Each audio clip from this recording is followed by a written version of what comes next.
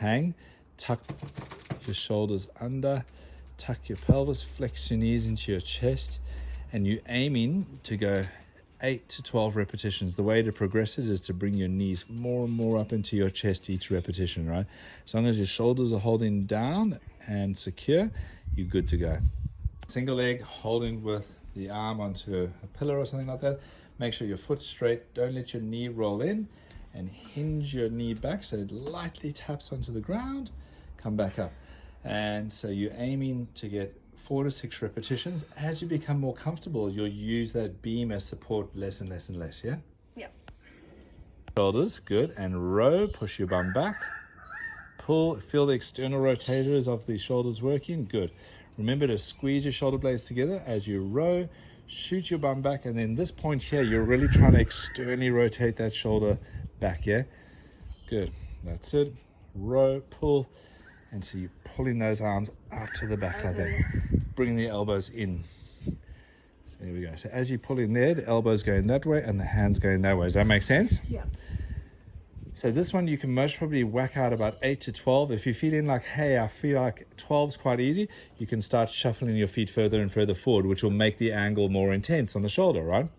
Got a heel raise, which will allow you to get a nice deep squat with your posture nice and upright. So you're trying to keep your spine as upright as you can, and you're using the weights there to load you up. You want to feel like when you get into 8 repetitions, like, whoa, I'm starting to get really heavy here.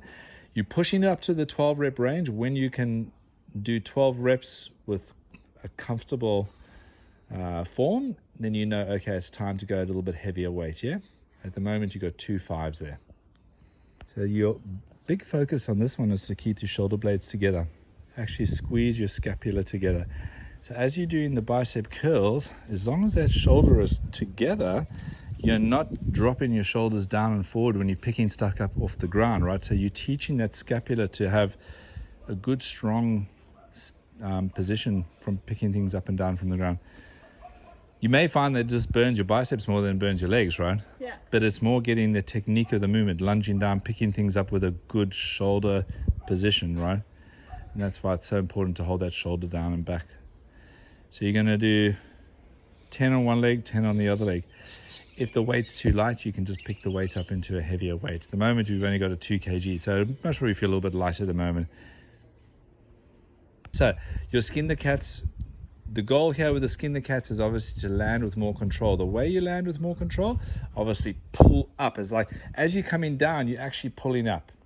Yeah. If that makes sense. So as you go over the back, yeah, so jump through.